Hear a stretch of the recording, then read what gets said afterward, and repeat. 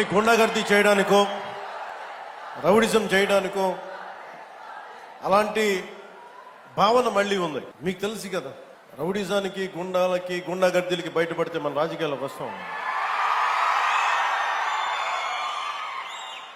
కేసులు పెడతాం, వస్తే 29లో మేము అంతు చూస్తామంటే మీరు రావాలి కదా. మీరు ఎలా వస్తారో మేము చూస్తాం. నాకు వారి మీద, వైసీపీ నాయకుల మీద ఈరోజు చెప్తున్నాను, మొదటి నుంచి చెప్తున్నాను, వ్యక్తిగతంగా నాకు ఎవరి మీద కక్ష ఉండదు. మనస్ఫూర్తిగా నా గుండెల మీద ఆత్మసాక్షిగా చెప్తా, నాకు ఎవరి మీద కోపం ఉండదు.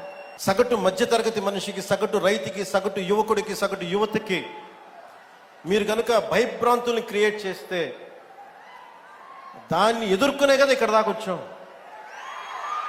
మీకు 151 సీట్లు వచ్చినప్పుడు కదా, నేను 2 చోట్ల ఓడిపోయినప్పుడు కదా మేము ఎదుర్కొని బలంగా నిలబడింది. అంటే గుండెల్లో ఎంత దమ్ము ఉండాలి, రక్తంలో ఎంత వేడి ఉండాలి మీలాంటి వాళ్ళు తట్టుకోవాలంటే.